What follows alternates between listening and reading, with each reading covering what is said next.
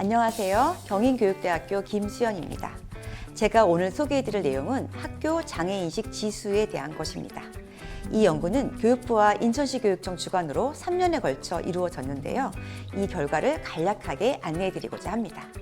먼저 이 연구가 시작된 배경은요, 다름 아니라 대략 한 1990년대 초반부터 일반 학교에 배치된 특수교사들은 장애 이해 교육을 시작했습니다.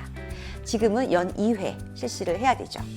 그런데 지난 30년 동안 수없이 많은 프로그램이 개발되고 투입되었지만 과연 우리 학교 구성원들의 장애인식이 긍정적으로 변화되었느냐라고 했을 때 어느 누구도 자신 있게 그렇다라고 말하기가 힘들다는 것이죠. 그 이유로 핵심적인 것은 바로 정확한 진단 없이 좋다고 생각되는 프로그램을 투입했다는 것에 있습니다. 말하자면 아파서 병원에 갔는데 엑스레이도 찍지 않고 피검사도 하지 않은 채 약이나 주사를 맞을 수는 없다는 것이죠. 그래서 장애 이해 교육도 이제 그 수준을 좀 정확하게 진단을 해보자 해서 지수를 만들기로 하였습니다. 왜냐하면 최근에는 각종 지수가 있는데요. 행복 지수가 100점 만점에 50점이다 또는 80점이다 하면 확 와닿죠. 이렇게 지수는 과거부터 현재까지 어떠한 변화가 있었으며 더 나은 미래를 위해 어떤 준비를 해야 될지 알아내고자 할 때 필요합니다. 그래서 우리나라의 초, 중, 고등학생과 교사들의 장애인식 수준이 어떠한지 진단하고 이를 명료하게 지수화해서 미흡한 부분이 무엇인지 또 앞으로 정책 수립을 위해서는 어떻게 해야 되는지 알기 위해 이 학교 장애인식 지수를 개발하게 되었습니다. 이 장애인식 수준을 지수로 만들기 위해서는 좀 표준화할 수 있는 데이터가 필요한데요. 그러려면 제대로 된 도구로 측정한 데이터가 필요했습니다. 그런데 기존의 이런 장애인식 수준을 알기 위한 그런 검사지의 문항을 보면요. 예를 들면 나는 장애 아동과 쉬는 시간에 놀 것이다. 생일 파티에 초대할 것이다. 이런 것이었어요.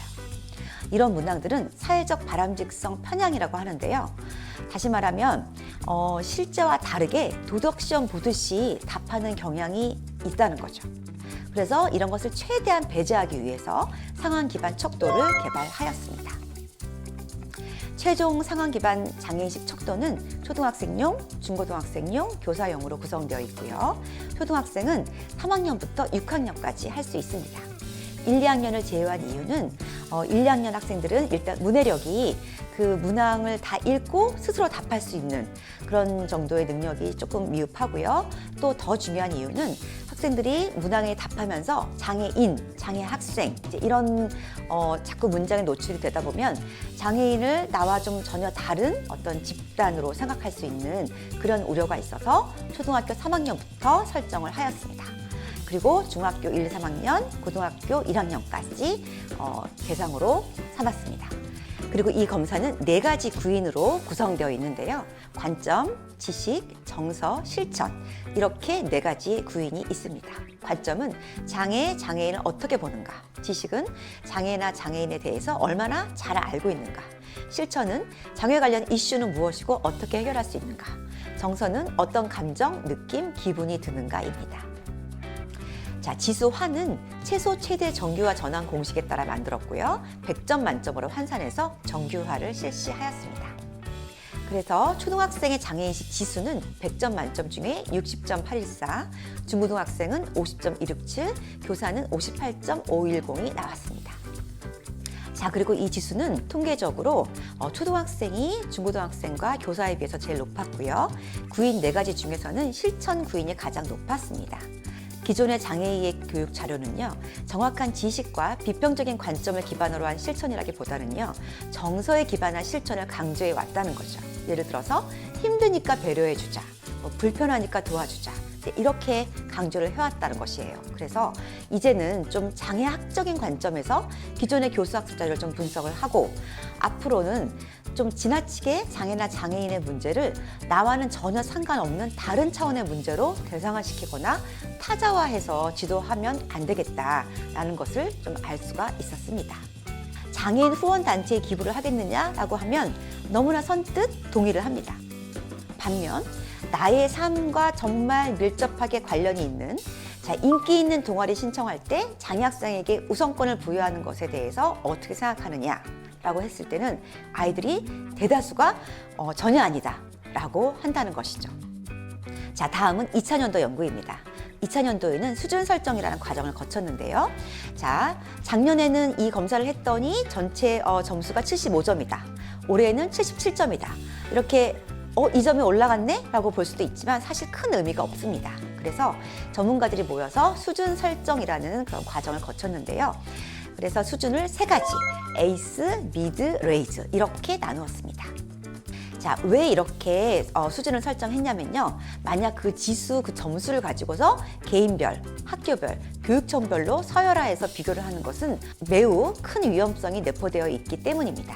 이 검사의 목적은 그렇게 서열화를 위한 것이 아니라 정말 정확하게 그 장애인식 수준을 진단해서 궁극적으로 그 수준을 높이기 위한 것이지 서열화를 위한 것이 결코 아니기 때문입니다.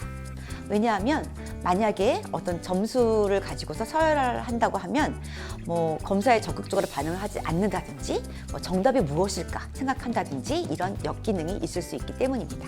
그래서 총점의 원점수나 지수 점수를 숫자로 제시하지 않고 에이스, 미드, 레이즈와 같이 수준만 제시하고 있음을 유념해 주셔야 하겠습니다. 자, 에이스는요. accept, 수용, 또 커뮤니티 멤버스에서 지역사회 구성원, 인게이지먼트, 활동 참여, 소셜, 사회적 관계 및 소통 이렇게 앞글자를 따서 만들었고요. 그래서 에이스, 미드, 레이즈 이렇게 세 가지 수준으로 설정을 했습니다. 자, 3, 4년도에는 이렇게 힘들게 상황 기반 척도를 만들고 수준 설정까지 했으면 그걸 학생들이 검사를 할 수 있어야 되잖아요. 그래서 온라인 검사 시스템을 구축했습니다. 컴퓨터실에서 일괄 검사를 할 수도 있고 태블릿으로 교실에서 할 수도 있고 가정에서 컴퓨터나 또 모바일로도 충분히 하실 수가 있습니다. 학급 코드가 있기 때문에 선생님들께서는 학생 개인별 또는 학급별로 장애인식 수준을 파악할 수가 있고요. 학교 관리자는 우리 학교 학생 전체 또는 학년별로 3학년의 수준, 6학년의 수준을 알 수가 있습니다. 그런데 여기서 개개인이 누구인지는 알 수는 없고요. 자, 우리 학교 학생들이 만약 200명인데 전체 장애인식 수준은 미드로 나왔고 그 중에서도 실천 영역이 가장 높았다.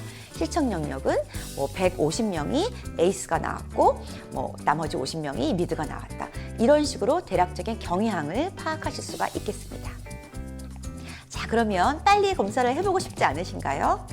학교에서는 학생들의 장애인식 수준, 나아가 개인의 차이와 다양성에 대한 수용과 존중의 문화를 형성하기 위해 지금 우리 학생들의 현재 수준이 아주 궁금해져야 합니다.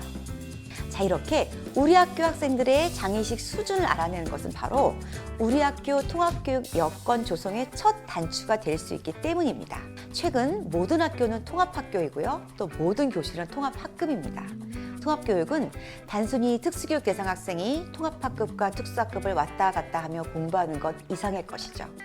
바로 모든 학생들의 소속감과 능동적인 참여를 이끌어낼 수 있도록 학교 차원의 시스템 자체가 변화되는 과정입니다. 또 교직원과 학생, 부모라는 구성원 전체의 인식과 태도의 변화를 이끌어내는 과정이기 때문입니다. 우리가 학생들의 장애인식 수준을 진단하고 그에 맞게 적절한 지도를 하려는 이유는 이렇게 궁극적으로는 학교 차원의 다양성을 수용하고 존중하는 문화를 조성하는 것으로 확장시키기 위한 것입니다.